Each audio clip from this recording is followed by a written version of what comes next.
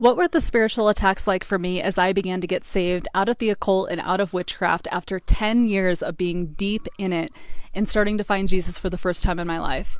Well, it was no walk in the park, I'll tell you that much. And I'm telling you guys, like, if you are coming out of years of involving yourself in the occult, involving yourself in new age practices, the spiritual warfare starts to become very real. And the reason why is because when you become a Christian, when you start to find Jesus and get saved, the demons are threatened by that. So when you were operating in witchcraft and in the new age, you were not a threat to Satan. You were working for Satan, whether you knew it or not, unfortunately.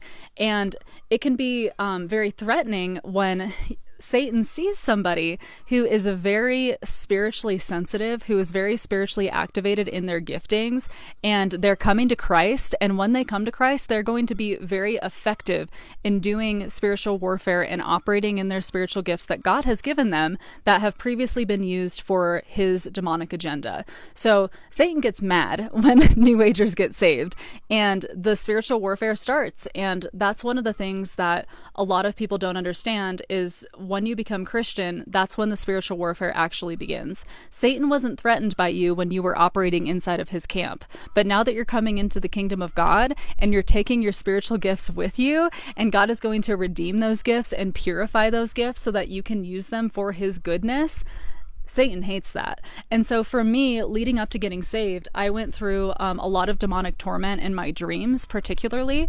And I also, my husband and I went through a season of really tough stuff in our relationship. Like we went through like 3 or 4 weeks of just like fighting a lot, which is not common for us. Like we do not fight like that at all, but that was just going on at that time. And basically God really used it to lead us up to this point where we both got super convicted on one particular day. And we just burned all of our new age stuff and said, no more, we're done with this. And after we made that decision and like really, like we were on the fence for a few weeks, like not really sure what was happening to us. And then we were like, you know what, this is it, I'm done with it. And we burned all of our stuff. We repented and we worshiped God and never looked back from there. And after that point, the spiritual warfare stopped. Now, since then, I have had other seasons of spiritual warfare because that is a part of the Christian walk. So please do not think that when you become a Christian, everything is just going to be sunshine and rainbows and that everything's going to be perfect.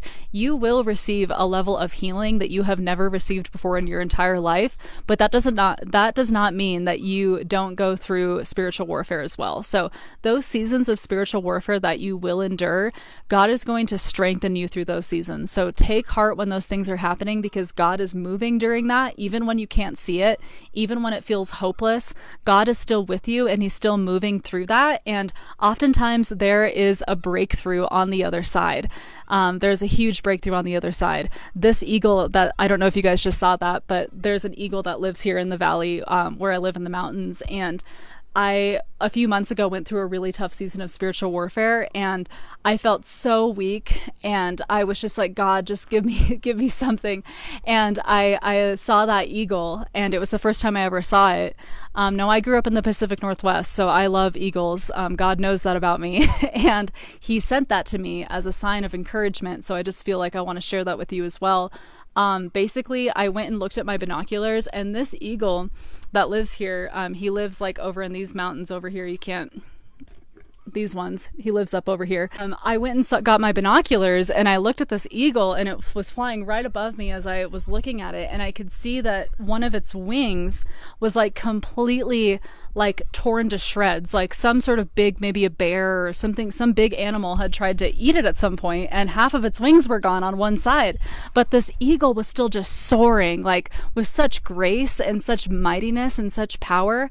And I really felt like that's what God was speaking to me during the season, was like, you may feel humbled, you may feel weak, you may feel like you're just barely like scraping off out of these battles that you're going through with the enemy, but God is greater, and he will allow you to glide and soar through these seasons of trial and turmoil, and he will strengthen you through that. Like, it's okay if you get a little bit beat up, because God is going to use that, and he is still strengthening you. Like, he is still the one that is causing you to soar with grace, and that he will be glorified through what you endure. So since we just saw that eagle, I don't know if you guys saw that on the camera, but I just thought I would share that as well. And I pray that that is an encouragement to you. Spiritual warfare will happen as a Christian. However, there's usually always a powerful breakthrough waiting for you on the other side.